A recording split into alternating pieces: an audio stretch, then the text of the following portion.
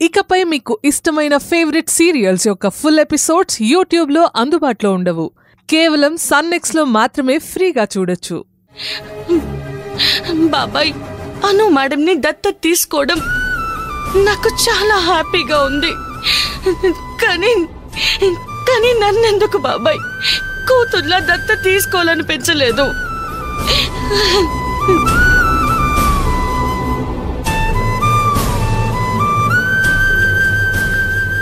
ఏంటి సావిత్రమ్మ, ఎవరిని వెతుకుతున్నావు? సుందరి కనిపించటం లేదు. ఇక్కడే ఎక్కడో ఉండుంటుంది. పద చూద్దాం. పద.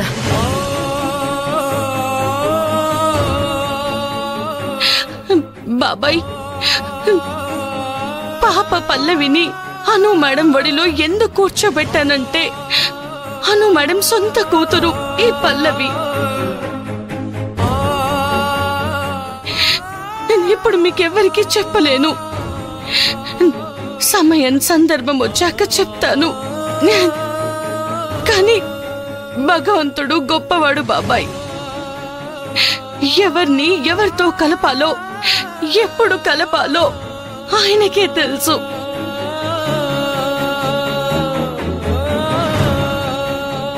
అమ్మా సుందరి. అమ్మా, నువ్వేంటమ్మా ఒక్కదానివే ఇక్కడున్నావు? అందరూ అంత సంతోషంగా ఉంటే నువ్వేంటిక్కడ? ఏమైంది సుందరి? ఏం అవ్వలేదు పిన్ని. మీ బాబాయ్ దత్తత తీసుకోవడం నీకు నచ్చలేదు కదా? అలాంటిదేం లేదు పిన్ని. నాకు నచ్చలేదు. మీ బాబాయ్ అనూకింత ప్రాధాన్యత ఇవ్వటం నాకు అస్సలు నచ్చటం లేదు. బంగారు రాజుకు ఉన్నట్టుండి అను మీద ఇంత ప్రేమ ఎందుకు పుట్టుకొచ్చిందో అర్థం కావడం లేదు. అమ్మా, బాబాయ్ అను మేడంని దగ్గరుండి అబ్జర్వ్ చేశాడు. అను మేడం ఎప్పుడు నా మీద చిరుబురులాడుతుంటే ఒకప్పుడు బాబాయ్ అను మేడంని కోప్పడేవాడు.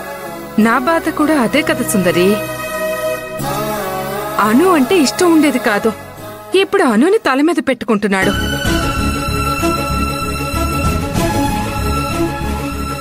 కార్తీక్ అంటే కొట్టడానికి వెళ్లేవాడు.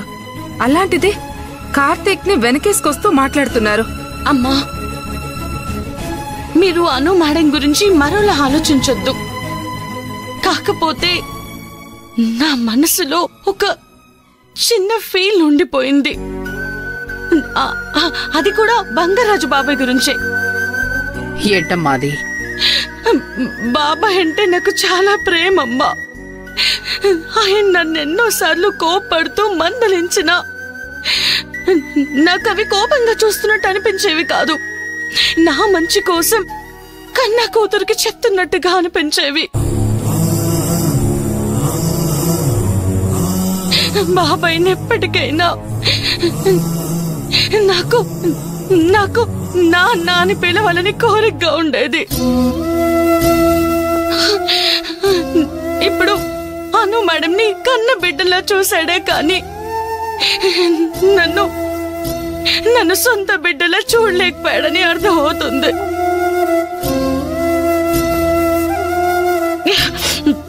అను మేడంని కన్న కూతురులా చూస్తున్నందుకు నాకేం బాధ లేదమ్మా. మా బాబాయ్ నన్నలా చూడలేకపోయాడే అని బాధ. అంతే తప్ప వేరే ఉద్దేశమేం కాదమ్మా.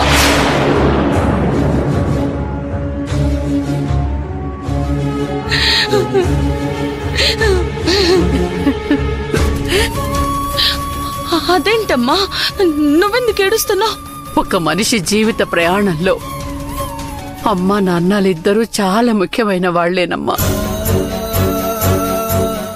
వాళ్ళు ఎటువంటి వాళ్ళైనా సరే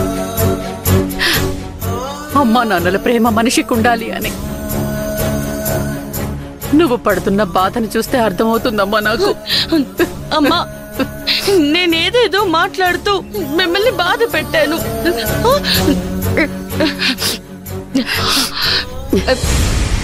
అయినా బాబాయ్ కూతురు ఇప్పుడు అనునే కదా. ఏమంటావు పిన్ని? నువ్వు కూడా అనుని తేడాగా చూడొద్దు, ప్రేమగా చూడాలి. సరేనా? మనం అక్కడికే వెళ్దాం. పదండి.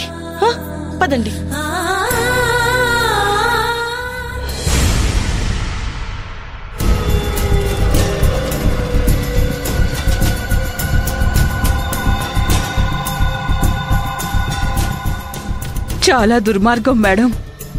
నా కూతుర్ని హత్య చేసి ఆత్మహత్య చేసుకుందని నమ్మిస్తున్నారు. ఆ ఫోటోలో ఉరేసుకున్నట్టుగా ఉంది, కానీ మా అమ్మాయి ఉరి వేసుకోలేదు మేడం, చంపి ఉరి పెట్టారు.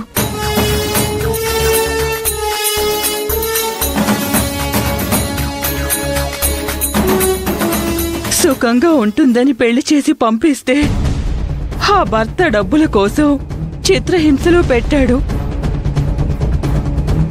మేడం, వాళ్ళకు ఉరిశిక్ష పడాలి మేడం. ఇది హత్య అని మీరు తేల్చండి, మీకు ఎంత డబ్బైనా ఇస్తాను మేడం. ఈ కేసు గెలవాలి మేడం, మీకు 20 లక్షలు ఇస్తాం. వాళ్ళు మాత్రం ఈ కేసు నుంచి తప్పించుకోవద్దు. మీ బాధ నాకు అర్థమైందమ్మా, కానీ సాక్ష్యాలు బలంగా వాళ్ల వైపే ఉన్నాయి. అమ్మాయి తనంతట తానే ఉరేసుకుంది అని వాళ్ళు చెప్తున్నమాట. నేను మీరు చెప్తుంది వింటున్నాను. ఎలాగైనా మీకు హెల్ప్ చేయాలనే ఉంది. బట్ కేసు టేకప్ చేస్తే తప్పకుండా గెలవాలి. మేడం, వాళ్ళు తప్పించుకోవద్దు మేడం. అభం శుభం తెలియని అమ్మాయిని నిలువున ప్రాణం తీసేశారు. ఈ ఫోటోలో స్పష్టంగా ఉంది అమ్మాయే ఉరిపెట్టుకుంటున్నట్టు. అయినా నేను ఆలోచిస్తున్నది వాళ్ళకి శిక్ష పడేలా చెయ్యాలని. మీరేం బాధపడకండి, మనం ఆలోచిద్దాం. ఆలోచన కాదు మేడం, కావాలంటే అడ్వాన్స్ ఎంత కావాలో చెప్పండి, ఇస్తాను. డబ్బెక్కడికి పోదమ్మా. ఒక్క క్లూ దొరికినా నేను వాళ్ళను వదిలిపెట్టను. మెడికల్ రిపోర్ట్లో కూడా అమ్మాయి ఉరివేసుకుని చనిపోయిందనే వచ్చింది. మీరు స్టార్టింగ్లోనే వచ్చినా న్యాయం చేసుండేదాన్ని. మీరైతేనే న్యాయం జరుగుతుంది. మీకు దండం పెడతాను మేడం. నా కూతురు ఎలాగో పోయింది, కేసైనా గెలవాలి. అదే ఎలా?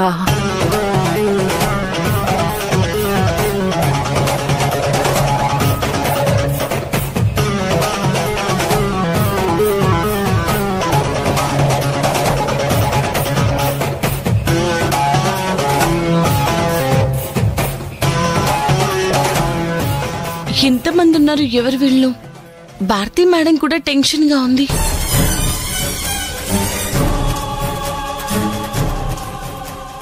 భారతి మేడం,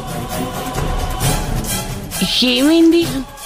సుందరి, ఈ రోజు నేను కొంచెం బిజీగా ఉన్నాను, చూస్తున్నావుగా. మనం తర్వాత మాట్లాడదాం. మేడం, బంగారాజు బాబాయ్ అనుని దత్తత తీసుకున్నాడు. ఆ విషయం చెప్దామని. ప్లీజ్ సుందరి, ఇప్పుడు నేను వేరే విషయాలు మాట్లాడలేను. పాపం వీళ్ళు వాళ్ళ అమ్మాయికి పెళ్లి చేసి అత్తారింటికి పంపిస్తే వాళ్ళు వీళ్ళ అమ్మాయిని హత్య చేసి ఆత్మహత్య చేసుకున్నట్టు సాక్ష్యాలు బలంగా చూపిస్తున్నారు. ఇప్పుడు నేను ఈ కేసు బిజీలో ఉన్నాను సుందరి, ప్లీజ్ ఏమనుకోకు. అర్థమైంది మేడం, నో ప్రాబ్లం.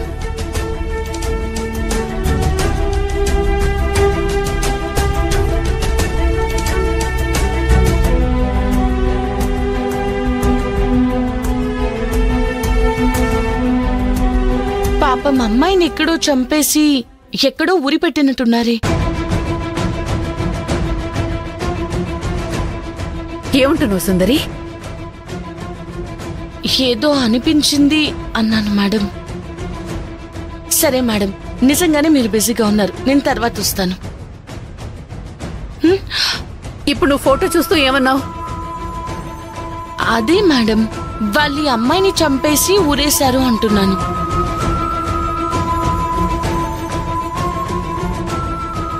సుందరి, ఒక నిమిషం పక్కకెళ్దాం పద.